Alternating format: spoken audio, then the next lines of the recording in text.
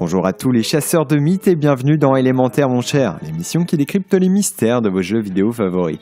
Et pour cette 5e émission, il est grand temps pour nous d'aborder une saga qui, en plus d'être ma saga de jeux vidéo favorite, est sûrement la plus connue pour ses mystères en tout genre. Je parle bien sûr de GTA, mais avant ça, générique. Si vous avez déjà joué à Vice City une fois dans votre vie, il est très probable que vous ayez entendu parler d'un certain mégalodon, un gigantesque requin qui voguerait dans l'océan entourant la ville. Alors le sujet a fait couler beaucoup d'encre, et nombreux sont les joueurs et chasseurs de mythes qui en ont parlé, les analyses se soldant souvent par l'affirmation que le mystère est un fake.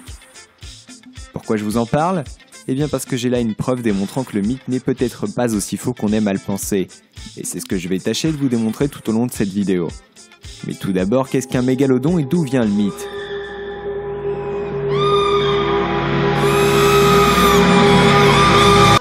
Un mégalodon, c'est une espèce éteinte de gigantesques requins qui a existé il y a 28 millions d'années. Bien que certaines personnes affirment qu'il pourrait toujours exister, sa trace la plus récente date d'il y a 1,6 million d'années. Et heureusement, parce qu'un tel monstre de 18 mètres, mieux vaut pas se retrouver en face. Alors c'est un monstre qui inspire les développeurs et attise les rumeurs puisqu'il est particulièrement présent sur les jeux vidéo. Battlefield 4 ou encore Far Cry 3, nombreux sont ceux qui affirment l'avoir vu. Et aussi étrange que cela puisse paraître, ces mythes sont souvent vrais. On en trouve les premières traces sur Vice City peu après la sortie du jeu sur des forums et des vidéos YouTube où de nombreux joueurs enquêtent sur le mythe. Mais ces différentes investigations ne suffisent pas à démontrer la preuve de son existence. Et c'est d'autres indices qui vont me pousser à véritablement y croire.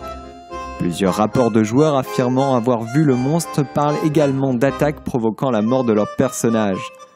Or, dans le manuel du jeu, il est justement question de ces attaques, Rockstar affirmant que bien qu'elles n'arrivent que quelques fois par an, il est fort recommandé de ne pas se baigner.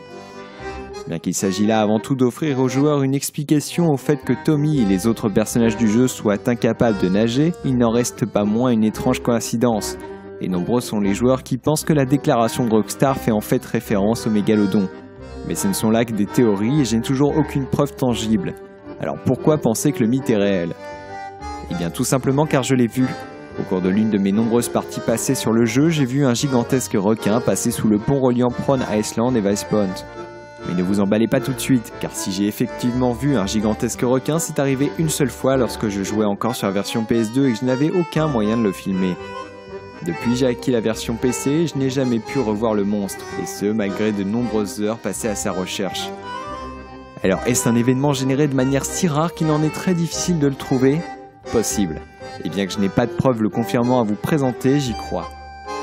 Quant à moi, bien que la résolution de ce mythe fût, comme qui dirait, élémentaire, je vous donne très vite rendez-vous sur cette chaîne pour un nouvel épisode d'Élémentaire mon cher.